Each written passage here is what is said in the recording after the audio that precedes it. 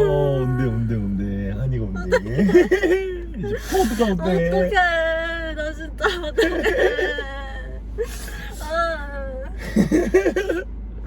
이걸 찍은 이유가 있어. 한이가 이제 포드가 돼서 우리를 귀찮게 할 수도 있잖아. Yes. 막 놀아달라고 맨날 하고. 그렇지. Yes. 엄청 막 가끔 우리가 엄청 바쁜데 계속 놀아달라고 하면 짜증낼 수도 있고. Yeah, buddy. 그럴 때 이 영상을 봐야 돼. 우리가 얼마나 간절히 한이가 우리 집에 오기를 바랬는지 이걸 다시 틀어가지고 일에 귀찮아하는 우리를 발견하면은 서로가 이걸 보여주자. 아이 또 눈물 나네. 진짜.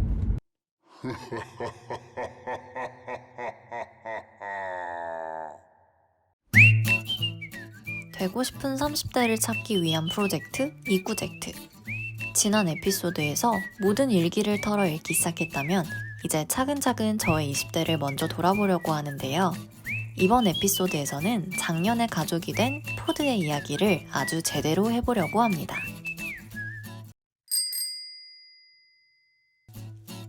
저희는 환경, 경제적 여건, 직업적 상황 이 세 가지를 고려했습니다. 첫 번째로 환경은 더 이상 혼자 사는 집이 아닌 7년차 애인과 양가 부모님 허락하에 함께 사는 공간을 마련하면서부터 반려동물을 맞이하는 일에 대해 진지하게 고민하기 시작했어요. 그래서 전셋집을 구할 때부터 반려동물이 가능한 집으로 이사를 했습니다. 두 번째로 경제적 여건은 둘이 합쳐서가 아닌 혼자서도 충분히 강아지를 케어할 수 있는 경제력인 상태일 때 강아지를 데려오는 일에 대해 진지하게 이야기하기 시작했습니다. 또한 세 번째로 직업적 상황은 단순히 코로나로 인한 재택근무가 아닌 앞으로의 커리어에 대해 충분히 고민하고 이야기한 후에 애인과 저 모두 집에서 일하는 시간, 출퇴근의 자유로움이 있을 것이라고 판단해서 반려동물을 데려오기로 결심했습니다. 왜 사람도 서로 맞는 스타일이 있듯이 강아지도 타고난 성향이 저희와 잘 맞았으면 했습니다. 저희는 굉장히 활동적인 편이고 서핑이나 캠핑 등의 아웃도어 라이프를 즐기기도 하고 술도 좋아하고 사람도 좋아하니 타고난 성향이 소심하고 집에 있는 걸 좋아하는 고양이 스타일의 강아지보다 조금 에너제틱하고 사람을 좋아하는 강아지였으면 했어요. 그래서 저희는 처음엔 유기견 보호소에 직접 가서 강아지 친구들을 직접 보고 데려올 계획이었는데 가려고 했던 보호소의 위치가 생각보다 아주 멀기도 했고 보호소에서 올라오는 공고들만으로는 강아지 친구들 각각의 성격을 파악하기가 조금 어려운 부분이 있더라고요. 그래서 고민을 하던 중에 포인핸드 어플 내에 스토리 코너 그리고 인스타그램의 입양 홍보 해시태그를 알게 되었어요.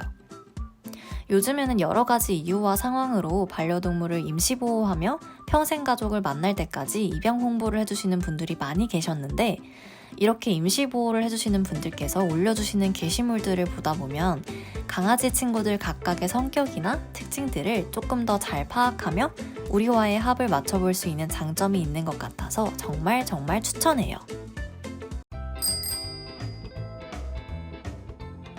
사람도 첫눈에 딱 느낌이 오는 사람이 있듯이 강아지 친구들도 정말 다 너무너무 귀엽고 사랑스럽지만 왠지 모르게 한눈에 딱 느낌이 오는 친구가 있는 것 같아요.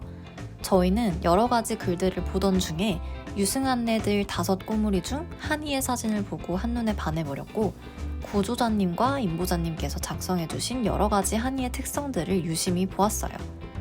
저희는 초보 보호자가 될 것이기 때문에 한이의 외모 외에도 다음과 같은 5가지 측면에서 유레카를 외치며 입양 신청서를 작성하고 기다리게 되었습니다.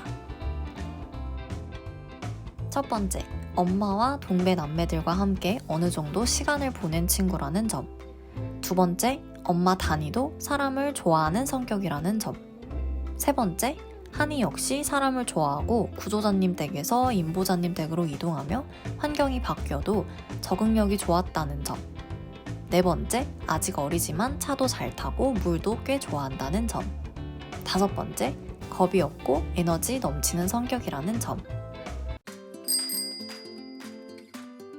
입양 신청서는 개인 구조자님께 전달되었고 이후 1시간가량의 심도 있는 전화 면접을 거쳐 최종 입양 확정 연락을 받았습니다. 당시 한이는 2개월 아가로 이제 막 접종을 시작한 때여서 임보자님 댁에서의 적응과 1차 접종 등을 함께 기다리며 한 달가량의 시간 동안 정말 마음 졸이며 연락을 기다렸던 것 같아요. 매일매일 올라오는 임보자님의 게시물들을 보면서 이미 마음속으로는 우리 집 강아지가 된 상상의 나래를 펼쳤는데 그렇다고 확정 연락을 받기 전까지 설레발치면 안 될 것 같기도 하고 그런데 막 강아지 하네스 예쁜 걸 보면 벌써부터 막 사주고 싶고 그래서 정말 힘들었어요.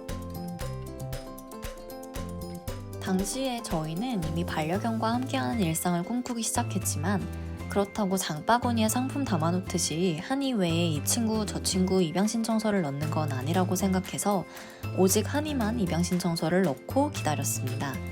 정말 이렇게까지 매일 임보자님 피드를 기다리며 짝사랑을 한 강아지는 처음이었어요.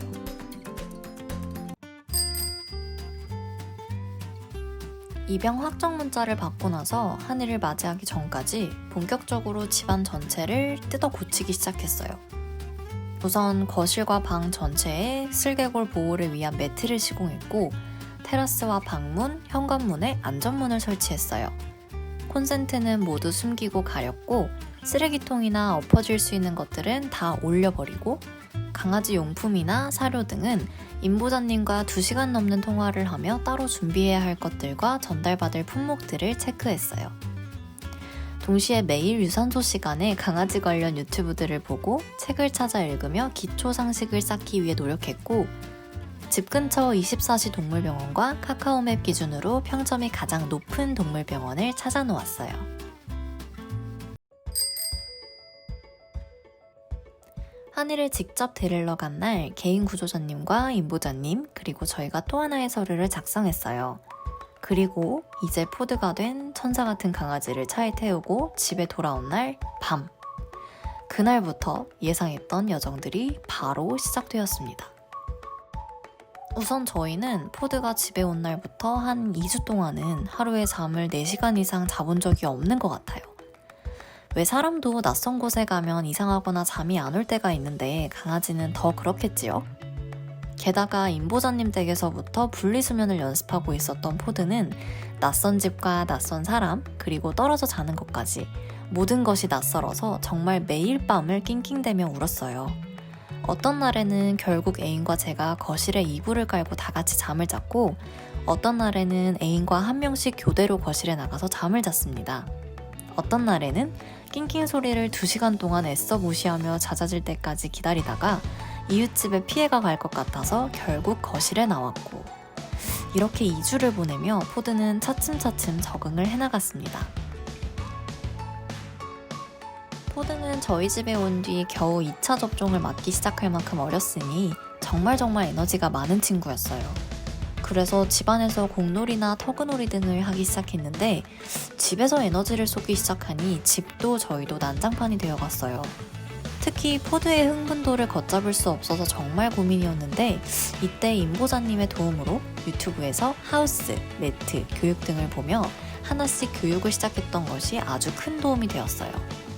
이것도 강아지들에 따라 다를 텐데 흥분도가 높은 편이었던 포드는 이때부터 집에서는 공놀이를 잘 하지 않고 집은 정말 쉬는 공간으로 인식해 주려고 노력했어요. 에너지 소모를 위한 놀이는 최대한 테라스나 옥상을 이용했고요. 지금도 그래서 집에서는 거의 잠만 잔답니다. 초보 견주였던 저희는 임보자님과 상의 후 3차 접종 이후부터는 슬슬 동네 산책을 시작했어요. 포드는 클 친구이기도 하고 에너지도 많은 친구이기 때문에 더욱이 사회성을 잘 기르는 것이 중요하다고 생각했기 때문이에요. 정말 감사하게도 포드가 처음 대견을 했던 친구가 백구 형아였는데 너무 젠틀하게 아가 포드에게 배를 내주고 천천히 냄새도 맡게 해주고 당시 견주분께서도 이런저런 얘기를 해주시며 정말 오랫동안 포드를 기다려주셨어요. 이때 포드가 아주 많은 것을 배웠던 것 같아요.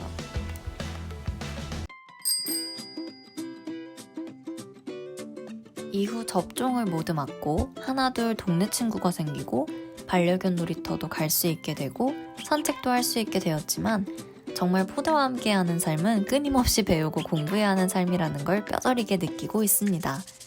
왜냐하면 한 단계를 깨고 나면 또 새로운 깜짝 단계가 생기거든요. 7개월인 포드와 벌써 제주도, 강원도, 충청도도 찍고 동계 캠핑에 카페에 여기저기 투어 여행을 함께하고 있는 요즘, 저희는 이제 포드와의 삶을 새로운 언어를 배운다는 마음으로 지내고 있어요.